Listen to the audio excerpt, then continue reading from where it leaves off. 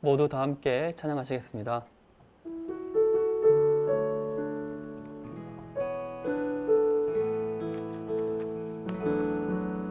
내가 누려왔던 모든 것들이, 내가 지나왔던 모든 시간이, 내가 걸어왔던 모든 순간이 당연한 것 아니라 은혜였어. 아침 해가 뜨고 저녁에 노을, 봄의 꽃향기와 가을의 열매, 변하는 계절의 모든 순간이 당연한 것 아니라 은혜였어.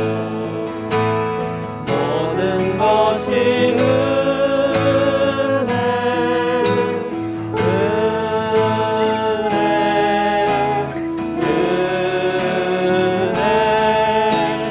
한없는 은혜. 내 삶에 당연한 것 하나도 없었던 것을, 모든 것이 은혜였어. 내가 이 땅에 태어나 사는 것, 어린아이 시절과 지금까지 숨을 쉬며 살며 꿈을 꾸면서 당연한 것 아니라 은혜였어. 내가 하나님의 자녀로 살며 오늘 찬양하고 예배하는 삶, 복음을 전할 수 있는 축복이 당연한 것 아니라 은혜였어. 모든 것이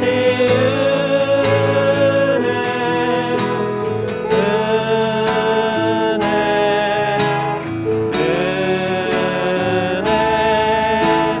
한없는 은혜. 내 삶에 당연한 것 하나도 없었던 것을, 모든 것이 은혜였어. 모든 것이 모든 것이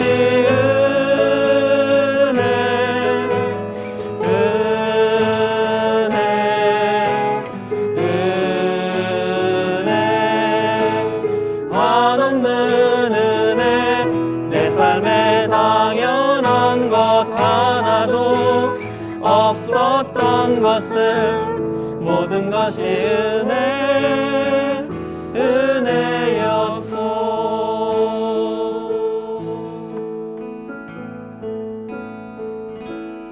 아무도 예배하지 않는 그곳에서 주를 예배하리라. 아무도 찬양하지 않는 그곳에서 나 주를 찬양하리라.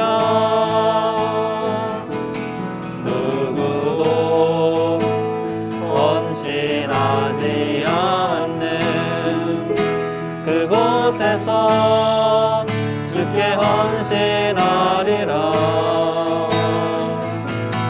누구도 증거하지 않는 그곳에서 나 주를 증거하리라. 내가 밟는 모든 땅 주를 예배하게 하소서.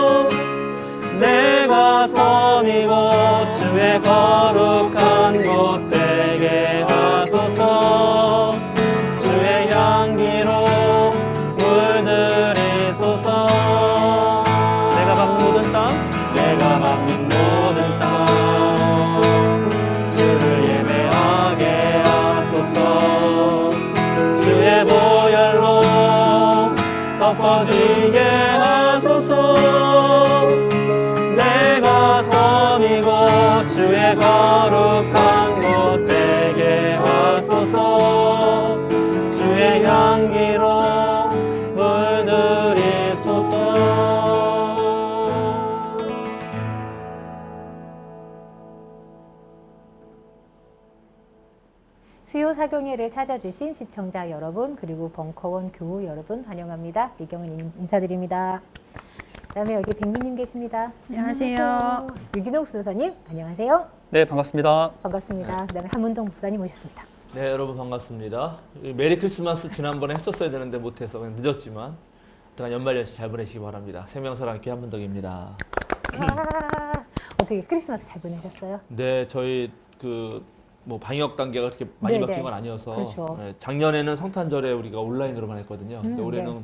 대면 예배도 하고 저희 세례식도 모처럼만 했어요. 어머. 그래서 어른 세례 80세 대신 네. 어른도 한 명 하시고 좋으셨겠어요. 네. 그리고 그다음에 아기 세례. 아이고. 모두 유아 세례라고 하지만 우리는 그냥 아기 세례라고 하는데. 그래요? 유아세례. 네, 아기 세례 2명 아, 했어요. 그래요? 네. 두 명씩이나. 네, 2명 했어요. 우리 우와. 교회가 생명 네. 사랑 교회라서 예. 사랑도 잘하고 생명도 많이 나. 너무 좋으네요. 그래서 할렐루야. 네. 정말 좋네요. 네, 그래서 네. 네, 한 아이는 이제 올해 6월 4일 날 태어난 아이 있고 아. 한 아이는 작년 7월 2일 날 태어난 아, 아이. 어떡해. 네, 그래서 귀여웠겠다. 네, 제가 목회자의 권위를 내세우는 그런 가운 같은 걸 사실 안 입거든요. 네. 네, 안 입는데 딱 한 번 입어요. 세례식 할 때만. 그래서 제가 정말 가운을 입고. 네. 네, 그 이유는 이제 세례라는 거는 기독교 신학으로 말하자면 전 세계 교회가 하나고 그 하나의 새로운 일원이 탄생하는 거예요. 이거는 하나님의 입장에서 보면은 새 생명이 탄생하는 것 같은 거라서 너무 기쁘고 축하할 일이어서 그렇죠. 제가 그때만 탁 가운을 입고 하여튼 세례를 직전했습니다. 그러셨어요? 네, 아주 좋았어요. 되게 모처럼만에. 재밌네요. 이게 80살 되신 어르신이랑 네. 갓 태어난 아이랑 동시에 이렇게 세례를 받는다는 네. 게 참 뭔가 의미 있는 것 같아요. 이게 그렇죠. 사실은 나이 먹어서 세례 받는다는 게 사실 쉽지 않거든요. 그러게요. 그래서 이제 세례 문답도 하고 세례 네. 교육도 했는데 좀 몇 마디가 인상 깊게 남았어요.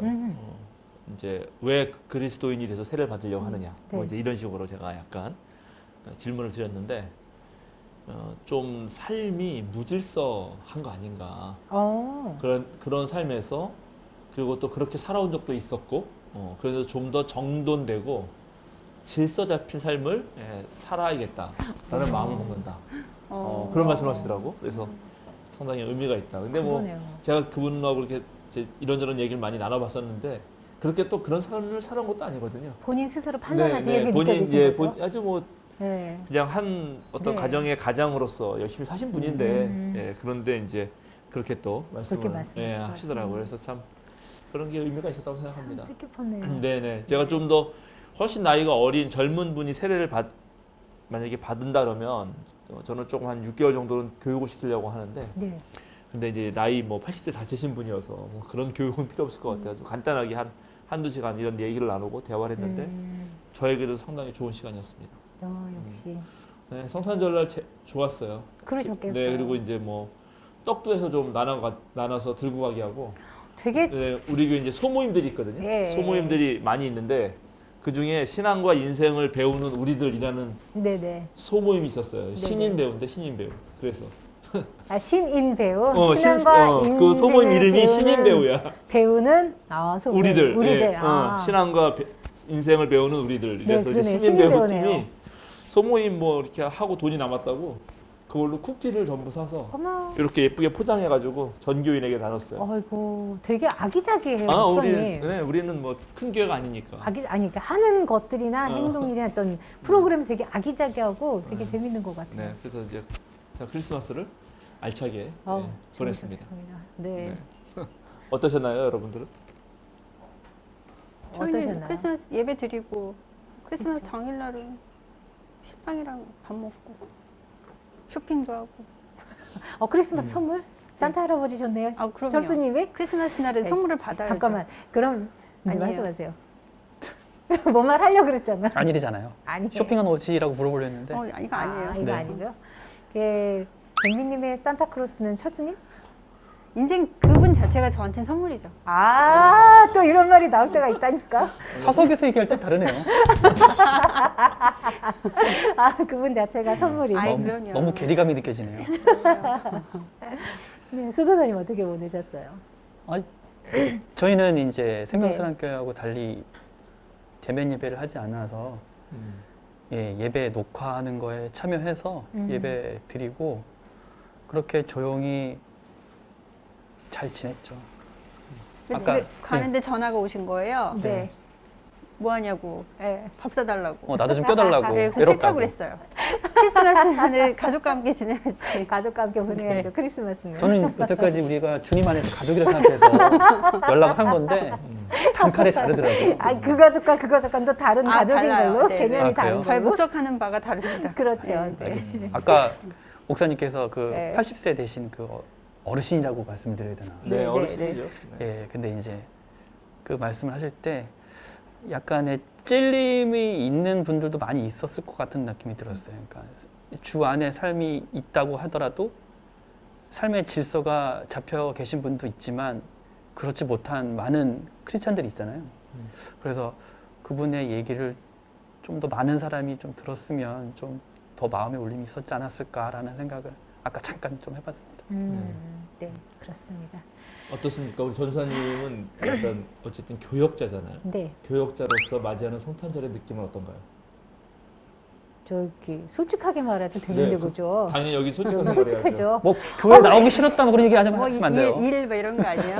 크리스마스 부활절 힘들어요. 스트레스. 교역자는 뭐 이런 절기 힘들어요. 그러니까 이게 신앙인으로서 받아들이는 절기가 아니라, 그러니까 저희는 저 벙커원에 들어와서는 되게 많이 편해요. 솔직히 말하자면 인격적으로 대해주시고, 그 다음에 되게 도리 있게 해주시고, 무리하게 요구를 안 하시고 미리 말씀해 주시기 때문에 벙커원 와서는 정말 제가 내가 신앙생활도 겸하고 있구나라는 느낌을 많이 들 정도긴 해요. 그러니까 보통 크리스마스면은 교육자들이 준비할 게 많거든요. 근데 여기는 자체적으로 준비들을 많이 하시고 전 옆에서 서브하는 정도이기 때문에 많이 편해요. 그렇지만 그 이전에 있던 다른 교회 사역을 생각하면은 크리스마스 부활절 와 되게 웃으면서 즐겁게 노동해야 되는 절기죠. 웃으면서 즐겁게 맞아요. 노동하는 절기. 그랬었는데 지금 많이 은혜를 저도 받고 있습니다. 네. 다행이다. 우리 교단에 내가 되게 네. 괜찮게 생각하고 좋아하는 선배 목사님이 페이스북에다가 네. 교회가 교인들의 신앙생활을 위해서 예배 좀 작작 드립시다 이렇게 썼어요. 이해도 돼요. 충분히 이해가 되죠. 이해돼요. 예, 사실은 저는 제가 우리 생명사랑 네. 교회 와서 새벽 기도회를 예배 형식으로 하지 않겠다라고 제가 선포했거든요. 네. 그래서 우리는 새벽 기도는 하실 수 있지 얼마든지 와서 알아서. 그런데 그렇게 매번 똑같은 예배 형식을 가지고 너무 많은 예배를 하는 거는 저는 예배의 그런 어떤 뭐랄까요 감격과 감동을 떨어뜨린다고 생각해요. 그리고 목사가 설교도 엄청 많이 준비하잖아요. 맞아요. 근데 그러면 그 설교 하나하나의 질이 훨씬 더 낮아지겠죠. 그래서 이번에 성탄절이 있어서 25일이었잖아요. 네. 성탄절 설교는 제가 하고 주일 설교는 26일 주일 설교는 우리 전사님이 하셨어요. 파트타임 교역자 가시고. 네, 다음 주에도 송구영 신예배가 있기 때문에 수요 기도회는 우리 육성환 목사님한테 하라고 하고 그래서 우리가 적당히 나누어서 네. 좀 뭐랄까 한번 예배를 드리고 한번 뭐 기도회를 갔더라도 좀 그게 의미 있는 거였으면 좋겠어요. 형식적으로 그냥 네. 부활절이니까 성탄절이니까 무조건 해야 된다. 이런 거는 좀 없으면 좋겠다 그 생각도 하네요. 네, 맞습니다. 네. 좋습니다. 우리 오늘 좀 얘기를 들어갈까요? 네네. 그 오늘 본문 읽기 전에 오늘 본문이 그 유명한 초대교회의 아주 가장 아름다운 모습에 대한 본문이거든요. 그래서 네. 그 전에 조금 나누고 싶은 얘기가 있어요. 이 교회는 이래야 된다. 예를 들어서 진짜 이게 교회지. 교회는 정말 이런 곳이야. 난 이럴 때 교회답다고 생각해. 뭐 이런 거 있을 수 있잖아요. 그런 거 하나씩 먼저 얘기해 보시고 그리고 성경을 읽으면 훨씬 더 성경이 잘 읽혀요. 자, 저는 예전에 음. 예전이에요. 지금은 생각이 많이 달라졌는데 처음에 교회는 이래야 돼라고 생각했던 게 어떤 거냐면은 친교와 교제와 화목함, 서로 사랑하고 나눔 이런 아기자기하고 따뜻한 이런 분위기 있잖아요. 저는 이것이 교회가 아닌가라는 생각을 예전에는 했었어요. 지금은 좀 달라졌어요. 지금도 얘기해 주세요. 그러면 예전에는 하여튼 친교와 따뜻함, 네네. 예, 화목함 이런 거. 예, 그랬는데 왜 바뀌었냐면은 친교와 따뜻함과 화목함이 이렇게 교회로 가다 보니까 분쟁이 생기고 당파가 생기고 말씀과 본질은 사라지고 모여서 막 그냥 재밌게 놀고 친구처럼 만나는 이런 즐거운 시간만을 하게 되더라고요. 그래서 이게 교회의 본질은 아니겠다라는 생각을 나중에 들었었어요. 그러니까 화목하려면 다 같이 화목해야 되는데 네, 끼리끼리 화목해서 보니까 거기서 뭐가 분쟁이 네. 생긴다는 거죠. 그리고 다 같이 화목하면서도 모임의 목적이 있어야 되는데 모임의 목적은 사라지고 너무 이렇게 즐기려고만 모이는 거가 너무 보이다 보니까 이건 아니지 않을까라는 생각이 들었었어요. 좋습니다. 다른 분들도 얘기해 주세요. 교회요? 네. 모르겠어요. 모르겠다고요? 네. 장로님이 그러시면 어떻게 해요? 장로 아직 아니에요. 우리 교단 헌법에는 이제 없지만은 그냥 우리 교인들에서 흔히 부르는 말이 피택 장로라고 그러지. 그쵸, 택함을 피택 받은 이분 그렇죠, 피택 장로다. 아직은 원치 아직 안 해도. 않았는데 뽑아줘서 그렇다는 얘기인가요? 조용히 해요. 알았습니다. 네. 모르겠다. 네. 모르겠다는 이유가 또 있을 것 같네요. 예전에 이제 전사님 말씀하신 대로 예전에 제가 생각하는 교회는 교회 예수님을 믿는 사람들이 모여 있는 공간. 그 안에서 그러니까 신앙 같은 교인들끼리 예배를 드리고 신앙생활을 하고 즐거움을 나누고 이제 그런 곳이라고 생각을 했었어요. 그리고 내가 작은 또 교회가 된다. 또 이제 그런 교육도 많이 그렇게 교육을 받아서 살았는데 시간이, 그러니까 제가 자라면서 교회가 교회 노릇을 잘하고 있나? 그러니까 이제 깨이잖아요. 성경책을 보면 나누라고 했는데 교회 안에서만 나누고 교회 밖에는 나누는, 그러니까 제가 다니던 교회는 밖에 나누는 모습을 저는 거의 못 봤어요. 그러니까 심지어 뭐 거기가 제가 사는, 그러니까 저희 교회가 있는 아파트 단지 안에 있는 상가에 있는 교회였는데 그 아파트가 그래도 조금 잘 사는 동네였거든요. 그래서 그런가 교회 안에서만 나누고 그 교회 밖에서 바자회 하는 모습도 본 적이 없어요. 그러니까 이게 교회가 맞나? 불우이웃 돕기, 그러니까 최소한 연말에 그냥 어디 고원이나 양로원 어디 뭐 보냈다, 그냥 그 정도지 교회가 직접 찾아가서 뭘 한 거를 보지를 못했어요, 저는. 그러면서 이상하다, 이게 교회가 맞나? 근데 물어봐도 누가 가르쳐주지 않고, 또 이제 전사님 아까 말씀하신 대로 그냥 좋은 것만 나누려고 하고 분쟁이 생기면 그걸 다 회피하고 그냥 즐겁고 재밌는 얘기만 하려고 하고, 청년들도 좀 어렵고 심각한 얘기를 하려면 하면은 다들 회피를 하는 거예요. 다 싫다고 그러고. 이게 교회가 맞아? 하여튼 그런 고민을 하고 살았죠. 그래서 이제 벙커원교회를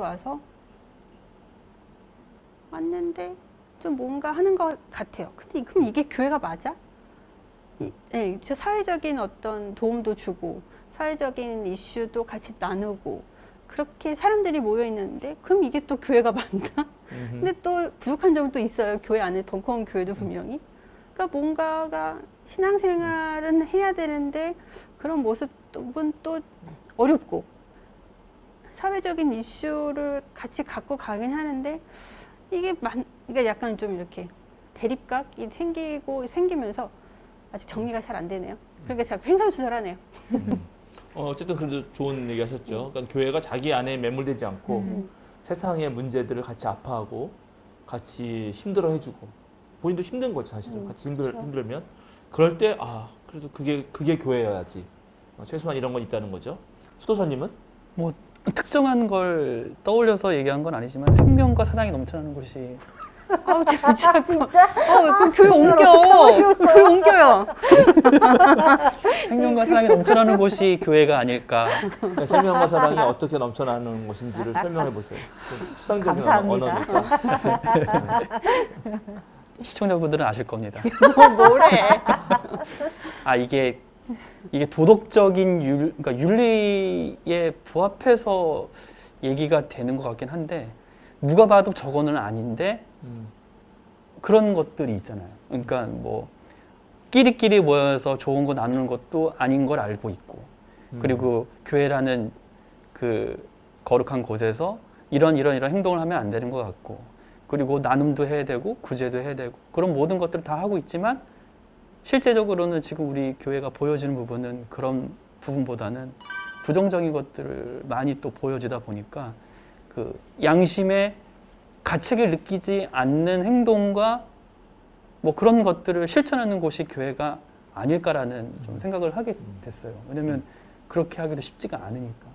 그것도 그렇게 생각해요. 그래 저기 수도사님 말씀 듣다 보니까 최소한 이런 건 있는 거예요. 그러니까는 교회는 이거다.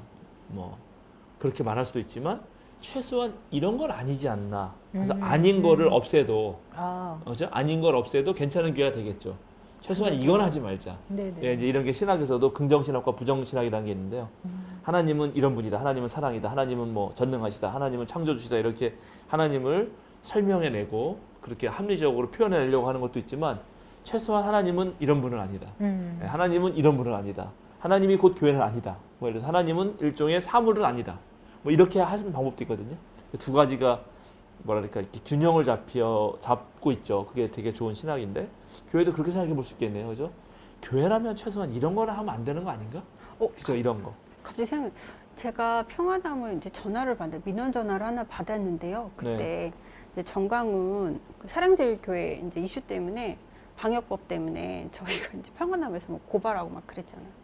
그래서 그 항의 전화를 한번 이제 받았는데 자기가 뭐 어디 지방에 있는 정광훈 목사를 지지하는 사람이다. 그러면서 하는 얘기가 왜 사랑제일교회 정광훈 목사를 왜 고발을 하냐. 그래서 방역법 위반이다. 방역법 위반을 했기 때문에 평화나무가 고발을 했습니다. 아무도 안 했기 때문에 그랬더니 그러니까 종교의 자유를 내세우면서 헌법에 모든 사람의 종교의 자유가 있는데 그걸 왜 너네가 제약을 하냐. 그래서 제가 그랬어요. 교회에 모여서 예배를 드리다가 코로나가 지금 창궐 하는데 죽을 수도 있는 거 아닙니까? 그러면은 예배보다 그러니까 생명보다 예배가 더 중요하다고 생각을 합니까? 하십니까? 제가 물어봤어요. 근데 그 얘기는 대답을 안 하시고 그분이 헌법만 자꾸 내세우시는 거예요. 그래서 아니 제가 여쭤봤잖아요. 예배를 드리다가 그럼 죽는 게 맞습니까? 그랬더니 순교래요. 그게 순교입니까? 예배를 드리다가 죽는 게 순교래요. 그러니까 더 이상 할 말이 없더라고요, 제가. 그렇죠. 그러니까는 모든 종교 행위가 생명을 유린하거나 생명에 위협이 될 수 있다는 걸 알면서도 그것을 하는 거는 교회가 할 일은 아니다. 이렇게 말할 수 있는 거죠. 사실은. 예, 그것도 상당히 좋은 것 같아요. 그래서 이제 그런 걸 생각해 보면서 이제 오늘 우리가 읽을 사도행전에서 최소한 교회라면 이 정도는 돼야지라고 오늘 딱 말을 해주거든요. 이 정도요? 예, 이 정도요? 정도는 돼야지. 그리고 이게 그럼 교회지. 이게 기본인가요? 네, 오늘 기본이라고 이분들은 이제 생각을 했던 것 같아요. 물론 그게 불안합니다. 완벽하게 이루어지는 거는 또 다른 문제인데 네. 그래도 지향과 추구하는 것이 필요하잖아요. 네, 네. 그러니까 아까 말한 대로 막 이게 교회인가 저게 교회인가 하면서 마구 헷갈리는 거는 안 되죠. 그거는 뭐가 뭔지 너무 뒤죽박죽되게 되니까. 그러나 어떤 분명한 지향점과 뭐 어떤 정의 일종의 요 정도 요런 것이 하는 것이 교회다라는 게 있고 그거 우리가 좀 못하는구나. 최소한 이런 거는 아니다라는 게 있고 이렇게 하는 건 중요한데 그거를 오늘 성경이 말해주는 거 있습니다. 사실. 그래서 유명한 우리 사도행전 2장 42절부터 47절 말씀을 읽고 계속 진행하죠. 네, 알겠습니다. 네, 사도행전 2장 42절부터 47절 매우 짧습니다. 네. 모든 사람에게 두려운 마음이 생겼다. 사도들을 통하여 놀라운 일. 42절. 42절부터 42절이요? 43절. 뭐 양쪽에서 뭐 다들 42절부터 지난번에 41절까지 읽었어요, 우리가. 긴장을 늦출 수 없네요. 네, 이게 42절부터 해야 되는데. 동그라미 있는 데부터 읽다 보니까 네, 알겠습니다. 네. 42절부터 읽겠습니다. 그들은 사도들의 가르침에 몰두하며 서로 사귀는 일과 빵을 떼는 일과 기도에 힘썼다. 모든 사람에게 두려운 마음이 생겼다. 사도들을 통하여 놀라운 일과 표징이 많이 일어났던 것이다. 믿는 사람은 모두 함께 지내며 모든 것을 공동으로 소유하였다. 그들은 재산과 소유물을 팔아서 모든 사람에게 필요한 대로 나누어 주었다. 그리고 날마다 한 마음으로 성전에 열심히 모이고 집집이 돌아가면서 빵을 떼며 순전한 마음으로 기쁘게 음식을 먹고 하나님을 찬양하였다. 그래서 그들은 모든 사람에게서 호감을 샀다. 주님께서는 구원받는 사람을 날마다 더하여 주셨다. 예. 본격적으로 들어가기 전에 네. 일단 요걸 딱 읽고 그럼 여기서 교회의 표지, 교회 참된 교회란 이런 거지라고 하면서 이 사도행전 저자가 말하고 싶었던 게 뭐가 있을까요? 나눔. 나눔 하나 있죠, 나눔. 또 사귐? 사귐, 또 예배?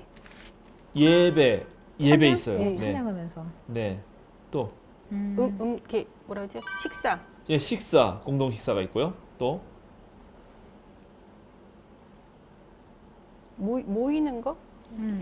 모이는 거 중요하죠. 네. 모이는 거 날마다 모였죠. 어디선가 네. 열심히 성전에도 모이고 모였어요. 또 네. 기도하였고요. 기도 중요하죠. 기도 빼먹을 뻔했어요. 또 아직 하나가 더 남았는데 전도? 호감을 모든 사람에게 네. 호감을 샀다? 공동 소유? 예. 네, 호감 샀고 공동 소유도 중요하고요. 네, 하나님을 찬양? 그 아까 예배에 포함될 것 같긴 한데 어쨌든 네. 그것도 네. 필요하고요. 집집이 돌아가면서 아직도 말 안 신방? 하는 거? 신방? 이거 좋네요. 신방도 좋네. 네. 네, 아직도 얘기를 하나 안 했어. 표징. 아니에요.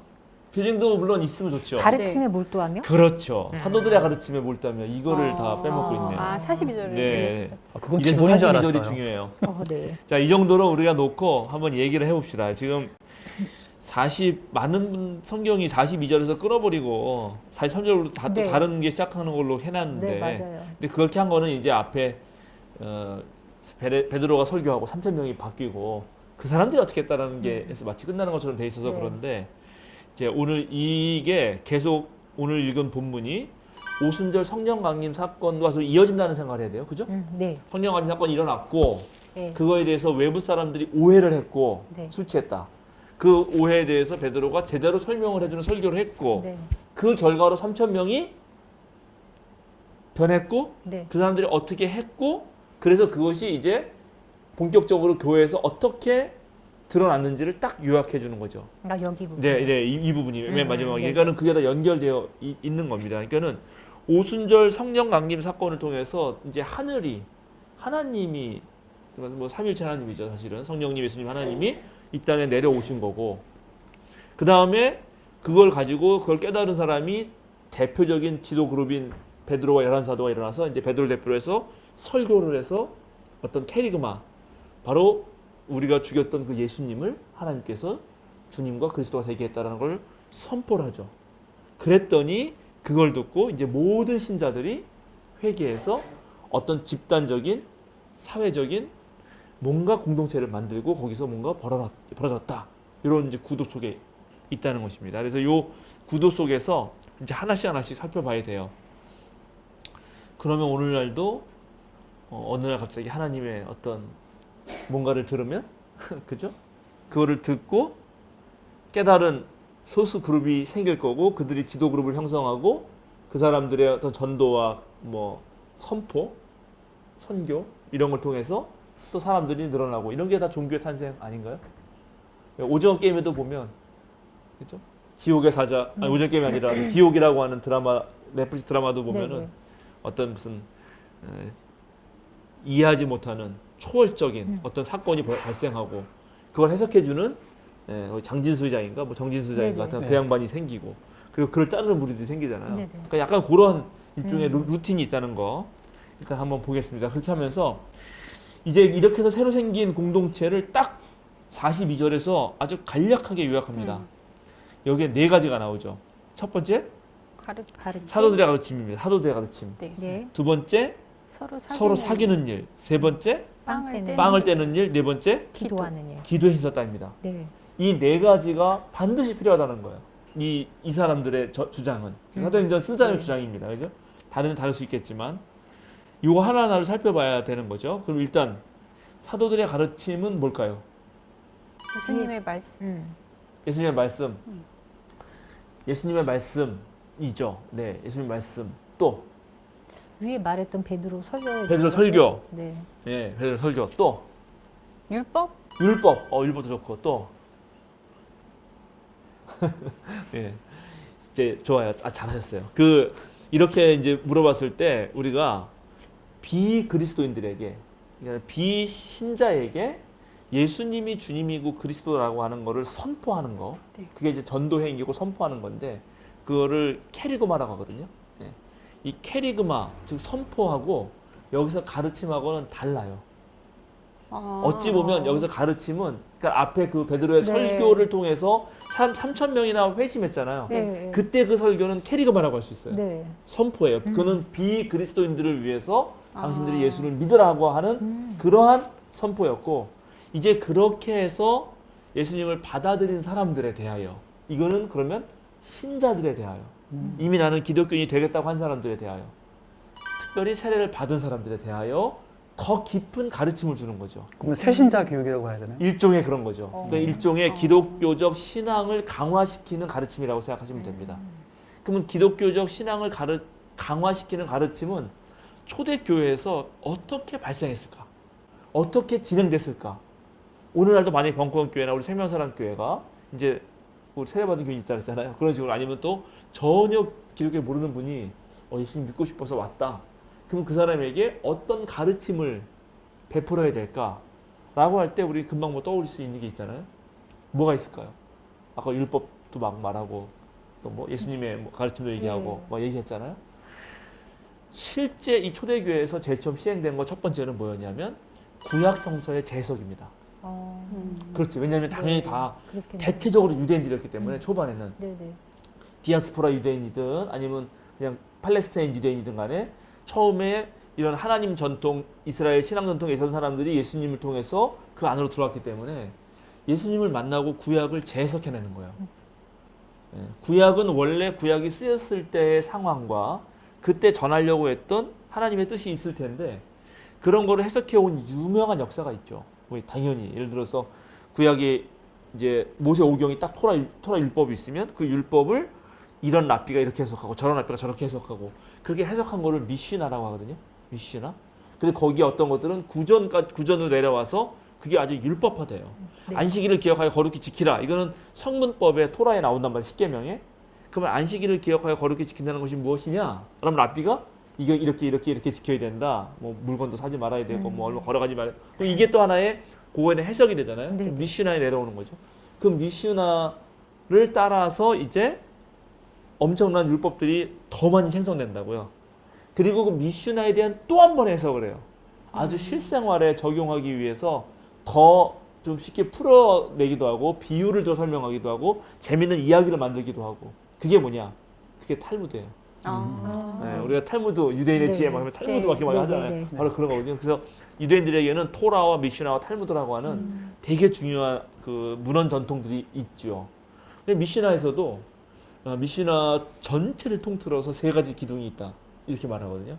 첫 번째가 뭐냐면 토라, 바로 율법이다. 율법. 그 다음에 예배, 하나님께 어떻게 예배할 것이냐. 그리고 사랑의 행위들 이렇게 말하거든요. 이런 식으로 아마 이런 것들이 있었으니까 어떤 면에서는 그리스도인들도 유대인들이었다면 이런 거를 대응해서 생각해냈을지도 모르지만 어쨌든 그래서 이제 첫 번째는 구약의 율법을 재해석하는 거, 구약 성서를 예수님께서 재해석하면서 가르칩니다. 그리고 우리가 읽은 그동안 백강하면서 읽었던 모든 공관복음서에서 계속 구약 말씀을 막 인용하잖아요. 이건 이거였고, 이건 이거였고, 이래서 예수님은 이렇게 한 거고. 그래서 그렇게 예수님 중심으로 구약을 재해석하는 거 하나, 그게 가르침. 또 하나가 바로 사도들의 가르침이에요. 여기 정확히 말한 사도전승. 사도들이 예수님하고 직접 경험하면서 배웠던 것들. 네, 그건 우리가 이미 다 했죠. 그런 거를 통해서 이제 가르치는 거죠. 그런데 2000년 지금 된 그리스도교는 여기에 뭐가 더 하나가 추가되냐면 사실은 여기에 이제 교리가 추가되잖아요. 네. 교리는 어떻게 생겼냐? 교리는 바로 구약의 율법을 재해석한 것과 사도들의 가르침을 통해서 예수님의 삶과 가르침을 배운 것이 그리스 철학하고 만나서 예, 그거를 매우 정교하고 학문적인 방식으로 어떤 명제를 만든 명제. 예, 그런 교리, 그게 교리죠. 예, 그래서 이제 우리가 교리를 배우고 실제로 이제 세례 교육 같은 거 할 때 그게 교리를 가르치죠. 네. 예, 무슨 웨스터민스터 신앙 고백도 가르치고 우리 교단 같은 경우 우리 교단의 신앙 고백 같은 걸 가르친단 말이죠. 예, 그게 가르침이다. 이해하셨죠? 이제 네. 그 다음에 뭐 했다고요? 서로 사귀는. 사귀었다. 뭘까요 이게? 사귄다는 게.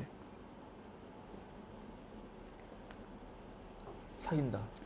그냥 서로 알아가면서 그런 거. 사, 아닐까요? 어느 정도까지 사귀어야 진짜 사귀는 건가요? 애매하네요. 뭐 애매해요? 네. 눈빛만 봐도 알 수 있는. 그건 텔레파시죠. 텔레파시인가요? 텔레파시. 서로 사귄다, 서로를 돌본다, 뭐 이런 어. 느낌 아닐까요? 서로 돌본다. 네. 이거는 좋다. 약간 더 한 단계 더 나간 거예요, 그죠? 그러네요. 서로 사귀는 거가 오. 돌보는 단계까지 오. 나아가야 정말 사귀는 거죠. 그러면 돌보려면 뭐가 필요해요? 알아야죠. 알아야 되지. 네. 관심이 있어야 되죠. 관심도 있어야 되고 네. 또 돌보는 게 물질, 그렇지 물질도 물질. 필요하지. 물질이 필요하죠. 당연히 필요하죠. 네. 그래서 어떤 면에서는 이 사귀는 일에 대하여 더 자세히 설명한 게 43절부터 46절까지 다일 수도 있어요. 아, 네. 이해하시겠죠? 네. 예, 네. 그러니까는 기본적으로 여기서 사귀는 일이라고 할 때 이게 바로 코이노니아라는 말인데 이 코이노니아라는 말을 쓸 때 이 사람들이 생각했던 건 단순히 그냥 우리 알아 서로 그래서 사귀어 이 정도가 아니라 실제적으로 어느 정도까지 물질을 공유하고 서로 나눌 수 있느냐의 문제까지 나아간다. 그게 바로 그 다음에 나오고 네. 특별히 자 찾아볼까요? 4장 32절 사도행전 4장 32절 찾아보시죠. 여기 또 다른 요약문이 나오는데 많은 신도가 다 한 마음과 한 뜻이 되어서 아무도 자기 소유를 자기 것이라고 하지 않고 모든 것을 공동으로 사용하였다. 네, 이게 이제 사귀는 네. 사람들에서 벌어지는 일이죠. 사귀게 되면 진짜 사랑해서 사귀게 되면 내 것이 아니잖아요. 다 내 것은 내 것이고 내 것은 내 것이고. 네. 그래서 그런데 그렇게 해야죠. 철수권도 내 거고 내 거도 내 내 거는 거고. 내 거고. 네. 네. 아니고 내 것이 내 것이고 내 것이 내 것이고 이렇게 돼야지. 아니요, 내 것은 내 것이고 내 것은 내 것이고. 그래서 이제 이렇게 되면 안 되는 거고 이거 사귀는 게 아니고 이제 뭐 착취라고 하죠 그런 거를. 그거 놀부심보라고 하죠. 놀부심보. 네, 그래서 내 것이나 내 것이나 할 수 없는 것이라고 할 수 없는 네. 단계이고 이제 이것이 기본적으로 전제된 상태에서 그것뿐만 아니라 실제로 신념과 어떤 영적인 어떤 깨달음이나 그런 것의 교류까지를 말하는 것입니다. 코이노니아라고 네. 하는 거는 자기 소유를 주장하지 않는다는 얘기인 거죠. 그렇죠. 네. 여기 보면 다 자기 재산과 소유물을 팔아서 네. 이게 가능한 그렇죠. 45절에 나오는데 그거 이따 네. 45절 더 자세히 네. 볼 거예요. 이게 과연 가능하겠느냐? 이게 어느 정도까지 팔았다는 거냐? 네, 다 네. 팔았다는 거냐? 궁금해요. 이런 건 이제 또 나올 왜 건데. 그랬을까도 궁금해요. 그러나 일단 사귀는 일이라는 거는 기본적으로 네. 물질의 공유와 또 영적인 어떠한 그런 깨달음의 공유와 신념, 자기가 믿는 가치의 공유까지 된다. 사람이 물건은 나눠도 예를 들어서 부부가 결혼했는데 같이 쓰잖아요. 네. 근데 대화가 안 통하면 힘들잖아요. 부부끼리도. 네. 그래서 예를 들어 종교 같은 게 다를 경우에도 잘 대화하면 좋은데 그게 안 맞으면 또 힘들어서 그래서 심지어 뭐 많은 목사들이 믿지 않는 자와 멍에를 함께 매지 말라 이런 식으로 하면서 비그리스도인과 네, 맞아요. 결혼하는 걸 반대하고 이렇게 했는데 저는 이제 그거는 그렇게 해석하면 안 된다고 생각하는데 그건 양쪽 다 있어요. 비그리스도인과 결혼해서 그 사람이 구원받을 줄 어떻게 아느냐 이런 말씀도 있기 때문에 그건 본인이 선택하는 건데 문제는 부부라면 당연히 대화도 잘 돼야겠죠. 네. 예, 그냥 뭐 같이 소유만 같이 하고 있다고 해서 되는 건 아니잖아요. 이건 사귐은 그런 단계다. 자, 그 다음에 세 번째는 뭐라고요? 빵을 떼는 빵을 떼는 일. 이건 뭐죠? 성찬? 성만찬? 성찬. 네. 자, 일단 46절 보면 여기에 되게 재밌는 말이 있어요. 그죠? 그 46절에는 집집이 돌아가면서 빵을 떼며가 있고 순전한 마음으로 기쁘게 음식을 먹고 이렇게 나눠요. 네. 저는 빵을 떼고가 만약에 음식을 먹는 것하고 같이 생각되면 일단은 공동 식사예요. 네. 네. 그렇죠? 공동 식사죠. 그런데 그것이 독특하게 여기 음식을 먹고라는 말하고 빵을 떼면 나누잖아요. 네. 나눠서 생각해 본다면 이거는 성찬이죠. 음. 네, 성만찬이 됩니다. 그리고 사실은 이제 이 공동 식사가 아주 초기 교회에서는 그게 사실은 성찬이었죠.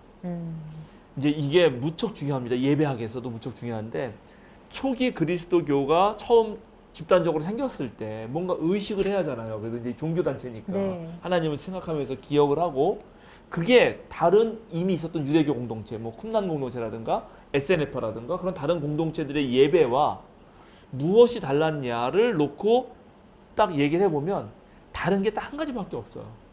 바로 공동 식사라는 거예요.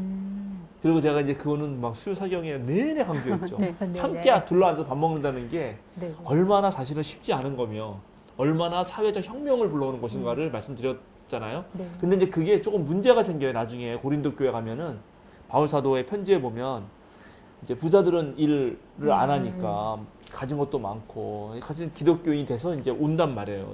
예배당으로 어느 모이는 장소로 와요. 근데 좀 일찍 오지. 먹을 걸 싸들고 일찍 온단 말이에요. 근데 가난하고 노예고 일하는 사람들은 일 마치고 오게 되면 늦게 와요. 근데 그 늦게 오는 걸 못 기다리고 먼저 먹어버린 거예요. 이 부자들이. 그리고 나중에 온 사람들이 남은 걸 먹게 되는 일이 벌어졌어요. 그것에 대해서 바울 사도가 너무 화를 내고 이거는 있을 수 없는 일이다. 그렇겠죠? 네. 네, 그건 그렇죠. 그렇겠지. 네, 그럼요. 네, 가뜩이나 사회에 기득권자들이 있는데 지네끼리 흥청망청 먹고 그걸 남은 걸 그럼요. 밑에 준다는 거는 기독교에서 있을 수 없는 일이거든요. 네. 그래서 그때부터 화를 내면서 너희가 이제 욕을 한 거지. 사실은 내가 먹으러 정도가 아니라 처먹으러 보이냐 이런 식으로 말한 거예요. 바울 사도의 그 뉘앙스를 보면 완전히 욕이에요. 진짜. 그렇게 하려면 집에서 먹고 와라. 그래서 아마 그 뒤로 교회에서 이 함께 먹는 의식과 예수님의 마지막 식탁, 주님의 마지막 식탁을 생각하면서 하는 성찬식이 조금 분리됩니다. 아, 그래서 그게 이제 성찬식이 어떤 예배의 중요한 네. 의식으로 오는데 네. 그러나 그것의 근원에는 공동 식사가 자리하고 있어요. 공동 식사. 예. 그래서 하나는 공동 식사가 있어서 홀리 커뮤니언, 거룩한 공동 식사라는 의미가 있고요. 또 하나는 이제 예수님이 마지막 성찬이면서 뭐라고 하냐면 이걸 떼면서 내 몸이고 네. 내 피고 너희가 먹으라 그러니까는 자신을 드린 거거든요. 예수님 자신을 주신 거잖아요, 네. 우리에게. 그거에 대해서 우리가 감사를 해야 되지 않겠어요? 그래서 이거를 유카리스트, 감사례라고 해요. 성찬이. 예, 그래서 성공 같은 경우는 성찬 감사례인가 그렇게 부르거든요. 예, 그래서 그 달라요. 성찬을 놓고 하는 말이 하나 홀리 커뮤니언이고 하나는 유카리스트인데 그 의미가 약간 다르다. 그러나 어쨌든 빵을 떼는 일은 매우 중요한 것은 함께 밥을 먹는다. 그죠? 성찬을 해도 함께 나눠 먹잖아요. 우리는 지금 뭐 이제 코로나 때문에 사실 한 잔과 한 떡에서 먹기가 좀 그렇긴 한데 원래는 한 잔이고 한 빵입니다. 한 빵을 떼어서 주는 거예요. 그래서 이 떼다는 말이 원래 히브리어로 보면 부수다라는 뜻이에요. 부수다. 부수다. 왜냐면 빵이 부서지잖아. 예, 그래서 부수다는 뜻인데 이걸 떼어서 나눠주니까 한 빵에서 나누어진 것을 먹기 때문에 이게 하나라는 의미가 되게 강하고요. 잔도 원래 한 잔이에요. 그래서 이걸 내가 마시고 이렇게 주는 거거든. 근데 요즘에 하여튼 위생 문제 때문에 이거는 네. 그렇게 하면 안 되는데 이거를 강조하는 데는 이제 코로나 이전에는 정말 그렇게 하고 다 그 휴지 같은 걸 줘서 그걸 닦아. 네. 이렇게 닦고 주고 이렇게 하긴 했는데 그래도 여기 뭐 침은 들어갈 테니까 위생적으로 안 좋지만 그러나 그게 갖고 있는 아주 중요한 의미는 하나라는 거지. 친밀감과 연대감이 아주 극대화됩니다. 같이 밥을 먹는다는 거는. 아, 이건 정말 되게 중요해요. 네. 네. 저도 이제 목사다 보니까 뭐 이런저런 분들이 많이 밥 먹자 그러게 하거든요. 밥 사준다 그러고. 그렇다고 제가 모든 사람하고 밥 먹는 걸 좋아하는 건 아니에요. 저도 힘든 사람이 있어요. 밥을 사준다 그러면서 온갖 감정과 쓰레기에 묻은 배출을 저한테 하거든요. 그럼 제가 받아줘야 되잖아요. 그러면 네. 밥을 먹은 게 소화가 안 돼요. 그럴 것 같아요. 네, 당연히 그러니까요. 체하겠죠. 네. 예. 그러니까 밥 먹는다는 건 이거 뭐 죄송해요, 제가 목사님. 아니요. 근데 그건 이제 목사가 짊어져야 할 몫이에요. 그러니까 당연히 제가 어느 누구한테서도 그런 싫은 내색도 안 하고 당연히 네. 제가 잘 견뎌내고 네. 예, 그게 하지만 제가 하고 싶은 말은 그게 아니라 그러나 밥을 그렇게 한번 먹고 나면 훨씬 더 친밀도가 높아지는 건 네. 사실이죠. 그리고 맞아요. 이게 예수님의 그런 식탁이라고 하는 거는 그때가 말했지만 사회 계급 질서를 완전히 무너뜨린 거였기 때문에 엄청난 거였다. 네. 그래서 이거를 초대교회가 유일하게 자신들의 예배 형식에서 독특한 걸로 내세운단 말이죠. 다른 종교와 비교된단 네. 말이에요. 다른 종교는 이거 안 하는데 여기는 했다는 거지. 네. 그러니까 이게 무척 중요합니다. 무척 중요해요. 그래서 기독교 예배는 바로 빵 먹는 것부터 시작했다. 이게 참 놀라운 거고요. 마지막 뭐죠? 기도에 힘썼다. 기도는 뭔가요? 기도에 힘썼다는 건 뭘까요? 그러니까 이게 되게 애매해요. 열심히 기도했다. 예전에는 그냥 보면은 그냥 기도를 열심히 했다라고 생각을 어. 했는데 이제 앞에 내용들을 쭉 보면서 기도에 힘썼다? 무슨 기도를 그렇게 했을까? 그렇죠. 그래서 이제 누가복음서 사도행전 전체를 읽어보면은 요 복음서와 요 사도행전에서 나타나는 기도의 특징은 이 사람의 신학을 이제 알아야 되는 거죠. 네. 이 사람의 신학은 하나님이 결국 모든 우주 만물과 이 인류 모두를 구원할 계획을 가지고 계신데 그게 이제 잘 안 됐잖아요. 이스라엘 네. 백성도 거역하고 사람들은 지멋대로 살고 그러면 이제 고통이 만연하고 세상에. 그래서 그걸 구원하려고 하기 위해서 또 예수님도 보내시고 교회도 선택한 거란 말이에요. 이 사람들의 신학에 의하면 당연히. 네. 그러면 그럴 때마다 결정적인 순간들이 있잖아요. 그게 막힌다든지 그게 안 된다든지 또는 중요한 지도자를 세워야 한다든지. 그래서 예수님을 세울 때 성령 받을 때도 예수님이 성령 세례 받을 때도 기도하셨고 네. 뭐 그죠? 그리고 예수님이 전도할 때도 기도하고 예수님이 제자들을 세울 때도 기도하시고 여기 사도행전에 와서 마찬가지로 또 제자들을 세울 때도 기도하고 네. 중요한 일이 있을 때마다 기도한다고요. 그거는 맞죠. 그러니까 당연히 벙커원교회도 장로님을 설립했으려고 한다면 기도했는지 모르겠는데 만약에 기도 안 했으면 혼나야 되는데 기도했어요. 기도를 준비했어야 돼요. 우리가 네. 몇 월 며칠 날 장로를 세우는 공동회를 하니까 그걸 위해서 함께 기도합시다. 그래서 몇 주간 기도를 하고 주님의 뜻대로 세워주십시오 하고 딱 하는 거죠. 그런 아주 구속사적인 어떤 역사 속에서 결정적인 계기와 순간에 그걸 기다리고 준비하면서 하는 것이 기도였어요. 그리고 기도에 힘썼다라는 말은 이게 힘쓴다는 게 그러면 주구장창 하루 종일 아니면 한 달 내내 기도할 수는 없잖아요. 네.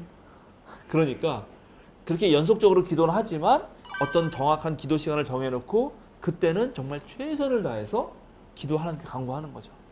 이번에 우리 교회가 아주 매우 중요한 문제로 예를 들어서 건물을 좀 사야 되는데 이게 쉽지가 않은데 하나님 해달라든지 또 이번에 뭐 되게 중요한 교회 지도력을 세우는데 이게 쉽지가 않다. 하나님 해달라든지 뭐 이런 식으로 기도를 해왔다는 것입니다. 특별히 누가복음서와 사도행전에서 기도는 엄청 중요해요. 여기는 계속 기도했다는 얘기가 나와요. 네. 우리도 그렇게 해야 된다 하는 것입니다. 그러면 네. 여기서 얘기하는 기도는 그 개인의 기도가 아니라 어떤 그 공동체를 위한 기도인 건가요? 네네. 여긴 대체적으로 공동체, 즉 주님의 교회가 성장하고 뭐랄까요, 주님의 역할을 할 수 있도록 하나님의 뜻 사명을 이룰 수 있도록 하는 과정에서 매우 중요한 순간들을 맞이하게 되는데 그때 합심해서 한 기도를 말하는 거죠. 물론 개인도 얼마든지 네. 기도해야죠. 당연히 자기의 문제를 가지고 기도를 해야 되고 그리고 이제 어렵고 힘들 때 탄식이 나오잖아요. 저절로. 그 하나님 우리 믿는 사람으로서 탄식할 수 있죠. 왜 나에게 하나님 이런 고통을 주십니까? 이런 탄식도 할 수 있고 그다음에 어떤 거는 바램을 얘기할 수도 있죠. 당연히 그건 나쁜 게 아니고 좋은 겁니다. 근데 이제 문제는 아까 수도사님이 말씀하신 대로 교회가 이래서는 안 되죠라고 할 때 어떤 게 안 되냐면 자신의 고통을 극복하기 위한 탄식과 어려움에서 구원해달라는 거는 오케이 좋은 거예요. 그건 좋은 기도고 해야 돼요. 그런데 그걸 위해서 타자는 아무렇게 돼도 괜찮다. 내가 우리 교회를 짓기 위해서 공공의 도로는 점용해도 아무 문제가 없다. 그럼 이건 안 되죠. 교회가 하면 안 되는 짓이죠. 네. 3천억이나 들여서 교회를 지으면서 막 도로를 막 맘대로 막 점용하고 아까 말한 대로 우리 교회가 잘 되기 위해서 남들은 코로나에 걸리든 안 걸리든 상관이 없다. 그건 기도가 안 되는 거죠. 이런 걸 생각해야 된다. 좋습니다. 그래서 이 네 가지를 하여튼 사도행전에서는 최소한 교회라면 이 네 가지는 해야 된다 하는 겁니다. 근데 이런 네 가지가 일어나니까 어떤 일이 생기냐면 이게 좀 이상한데 43절에 앞부분만 읽어주세요. 이현정 전사님. 모든 사람에게 두려운 마음이 생겼다. 뭔가 두려운 마음이 생겨요. 네. 왜일까요? 근데 여기 전제가 모든 사람에게. 예. 여기 모든이라는 이 건 모두는 범위가 어떻게 돼요? 예, 아까 3,000명. 아, 그러니까 앞에서 120명, 12명을 포함한 모든 믿는 자들을 말하는 겁니다. 일단은 이 내부를 말하는 거예요. 내부요? 그런 사람들이 지금 사귀는 일과 빵을 떼는 일과 지금 이런 것들을 기도를 하고 가르침에 몰두하다 보니까 뭔가 두려운 마음이 생겼다는 거예요. 왜요? 왜일까? 하나님에 대한 경외감 아니면은 진짜 하나님이 계시네? 이런 마음일까요? 저 여기에 있다고 봅니다. 네? 진짜 하나님이 계셨네? 네, 여기 이거에 저는 지금 손을 들어요. 사실은 네. 많은 학자들 많은 사람들은 그 다음 네. 사도들을 통하여 놀라운 일과 표징이 많이 일어났던 것이다. 요거 때문에 두렵다 이렇게 설명을 많이 하거든요. 네. 그런데 이게 사실은 우리 성경도 약간 그런 뉘앙스로 번역을 해놨는데 네. 원래 헬라어로 보면 그게 아니에요. 그러면은 그리고 사도들을 통하여 놀라운 일과 표징이 많이 일어났다. 그래서 모든 사람에게 두려움이 생겼다. 이렇게 써야 되거든. 네. 그렇죠. 근데 이렇게 안 쓰고 이게 약간 분리된 느낌이 있거든요. 물론 분리됐다고 그래서 그럼 사도들에게서 기적과 표징이 일어나지 않았냐? 일어났죠. 일어났고 그것 때문에 두려운 마음이 생긴 것도 사실이거든요. 또 그러니까는 이제 완전 부정할 수는 없는데 그러나 단순히 그럼 사람들이 기적과 표징만 보고 두려워했다는 거냐? 저는 그렇게 보지 않는다는 거죠. 오히려 실제로 사도들의 가르침에 몰두하고 우리가 빵을 떼고 그리고 우리가 함께 사귀고 그리고 우리가 기도하다 보니까 하나님 앞에서 정말 겸손하고 뭔가 두렵고 떨리고 하나님이 이루어가시는 일들이 놀랍고 그 놀라움 앞에서 또 약간 겁도 나고 그러면서 되기도 하고 이러한 그 일종의 종교 체험. 그러니까 종교인들이 갖고 있는 그런 마음들이 있거든요. 떨리는 마음. 하나님 앞에서 두렵고 겸손해지지만 또 대단한 일이 벌어지니까 거기서 약간 그런 마음. 저는 반대로 생각했어요. 반대는 무슨 말이에요? 그러니까 늘 백미님이 두려워하는 같이 음식을 나누는 것처럼 아. 이 네 가지가 쉽지 않은데 아. 오케이. 할 수 있을까 정말? 오케이. 힘든데? 아. 약간 그 거부하는 마음이 더 크지 않았을까라는 생각이. 아, 그럴 저 사실 이렇게 생각했어요. 이렇게. 이렇게 두 분이 생각을 할 수 있어요. 할 수 있다고 생각하는데 그렇다면 이 성경이 44절, 45, 46절을 그렇게 쓰지 않았을 거예요. 그러니까는 약간 설득하려고 이렇게 밑에 쓰지 않았을까요? 뭐 그렇게 또 이해할 수도 있을지 모르는데 이 느낌상 좋은 44, 질문이에요. 45, 46은 너무 잘 된다라는 예. 느낌이 아. 있기 때문에 이게 안 됐기 때문에 두려웠다라고 말하기가 되게 어려워요. 요 내부에서. 네. 예. 뭐 이거는 이제 정답은 모릅니다. 어차피 다 해석을 하는 거니까. 네. 그래서 저는 그렇게 생각하고 그런 의미에서 보자면 내가 오늘날 조금 그 한국 교회의 종교 생활을 오래 한 목사들이라든가 신앙 생활이 오래 한 사람들에게 생기는 문제가 이 두려운 마음이 사라진다는 거예요. 하나님 앞에서 떨 줄 몰라. 맞아. 그러니까 무슨 말이냐면 하나님 앞에서 두려움이 없어져요. 지세상이야. 설마 하나님 까불지 마라 그런 식으로. 그렇게 그런 나올 수가 식이야. 있어요. 거의 그런 실제로 그 말만 안 하실 뿐이지 정말군이 한두 명이 아닌 거죠. 가만 보면 교회에서 어떤 일을 정할 때도 무슨 이렇게 장로님들이나 권사님들이라든 아니면 교회 오래 다니시는 무슨 뭐 신앙에 막 신앙이 좋다고 하는 분들이 하는 실수가 하나님 앞에서 겁을 내지 않고 막 얘기해요. 막 이러면 되냐고 막 이러고 막 맞아. 손가락으로 막 이렇게 맞아, 하면서 맞아. 있어요. 그럴 수는 없다는 거죠. 그렇게 할 수 있는 거는 그 자기가 한다고 생각하기 때문이거든요. 손가락을 부러뜨려야겠다. 예, 자기가 한다고 생각하고 하나님이 자기만을 통해서 역사하신다고 하는 착각에 빠지기 때문이에요.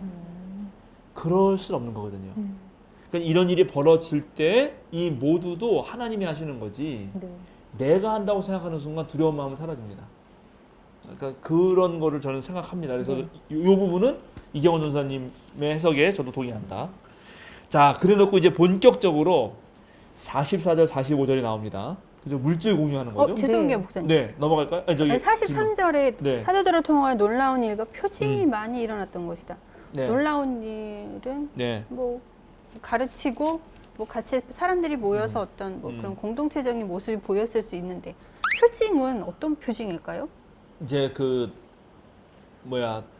이게 성경이 요 순서대로 그대로 쓰여서 요 앞에 건 없다라고 생각하기보다도 사실은 이거는 이미 이런 일 다 일어난 다음에 이걸 요약 보도했기 때문에 네. 이제 앞으로 바로 나오죠. 요 뒤에 바로 뭐가 나오냐면 베드로가 하체 부자유자를 고친 이야기가 바로 나오잖아요. 네. 그런 걸 다 표징으로 보는 거죠. 네네. 네. 이게 그렇게 보는 겁니다. 네. 좋습니다. 자, 이제 공동소유 갑니다. 믿는 사람 모두 함께 지내며 모든 것을 공동으로 소유하였다. 여기에 이게 진짜 모두 함께 지금 모든 것을 이런 거를 문자 그대로 모두와 모든 이었을까? 아니면 강조였을까? 생각해 볼 필요 있어요. 모두라면 진짜 하나도 열애 없이 네. 다 이랬어야 되는데 그런 것 같지 않아 보이거든요. 앞으로 사연 읽다 보면은. 그런 사람도 있고 그렇지 않은 사람도 있고 있죠. 이런 식으로 보는 거예요. 네. 사실은 그렇게 하는 사람이 있었겠죠. 네. 예, 그러나 이제 누가는 그래도 강조하는 거죠. 그리고 그렇게 하는 사람들은 어떻게 했냐면 재산과 소유물을 팔아서 모든 사람에게 필요한 대로 나눠주었다.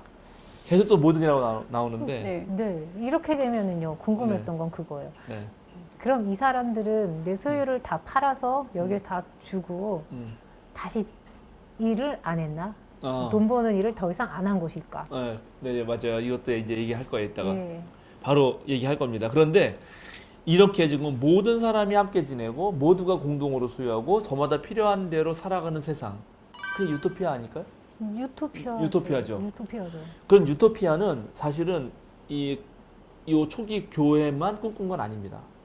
플라톤의 국가론만 읽어봐도 바로 그런 유토피아가 상정돼 있어요. 네. 뭐 이미 그 전에 쿰난 공동체나 SNF도 공동체 생활을 하면서 이런 걸 해보려고 노력을 했어요. 그럼 그런 사람들의 그 이상사회론과 지금 요들이 말하는 이거와 뭐가 다를까? 뭐가 다를까요? 내 걸 팔아? 아니요, 다 그건 하고요? 비슷한데 아주 다른 게 있어요. 뭐냐면 그 앞에 말한 사람들은 사실은 그런 이상향을 먼저 꿈꾸고 그것에 신념을 같이 하면서 해보자라는 거예요. 네. 그런데 사실 이 초대 교회의 문제의식은 거기에 있지 않아요. 문제의식은 오히려 먼저 믿음으로 하나 된 사람들이 있는데 이제 하나가 됐잖아요. 같이 네. 서로 사귀고 하다 보니까 거기에 가난한 형제들이 있는 거예요. 그 사람들의 실질적인 문제를 돕기 위해서 이런 방식으로 진화하는 것입니다. 이게 달라요. 그러니까는 이 차이를 잘 알아야 되는데 봉건교회를 하자 할 때 몇 명이 모여서 우리는 이런 사회를 만들자, 우리 교회는 이렇게 하자 이렇게 한 게 아니라는 거예요. 서로 모였는데 모여서 함께 서로 아까 말한 사도들의 가르침에 몰두하고 뭐 이렇게 기도도 하고 사귀고 빵을 떼다 보니까 유기농 수도사는 가난하네. 성수 TV에서 잘렸네. 뭐 안 잘렸겠지만 뭐 이런 일이 벌어졌다. 만약에 벌어져요. 네. 그러면 어떻게 하지? 이럴 때 나누는 것입니다. 근데 이렇게 쭉 보면 음. 지금 여기 공동체 사람들은 한 80% 이상이 다 가난한 사람들 아닐까요? 그 문제도 있어요. 아주 그 날카로운 지적이에요. 그러면 사실은 그렇게 할 수가 없겠죠. 네. 그런데 누가복음서 곳곳에 사도행전 곳곳에 부자들이 들어왔다는 사실을 알려줍니다. 그 앞에도 뭐 아리마대 요셉이라든가 네, 다 네, 부자였고 네, 네. 또 이제 누가복음 삭개오가 부자였잖아요. 네네. 그러니까 아마 그런 사람들로부터 돈이 나올 확률이 높아요. 있어요. 없는 게 아니에요. 네. 사실은. 자, 그렇습니다. 그래서 일단 그거를 알아야 돼요. 이게 진짜 그 어떤 네. 점이 다른지를 네. 알겠죠? 그러니까 예. 이 45조를 되게 목사님들이 이용을 잘 하시는 것 같아요. 네. 그렇죠. 예, 그래서 이제 얘기를 또 해볼게요. 네.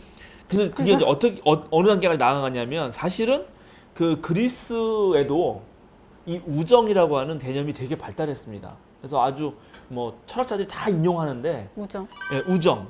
친구들은 모든 물건을 서로 나눈다. 이게 아주 대표적인 우정의 개념이고 진짜 친구라면 물건을 나누는 거죠. 이거는 동양에도 있어요.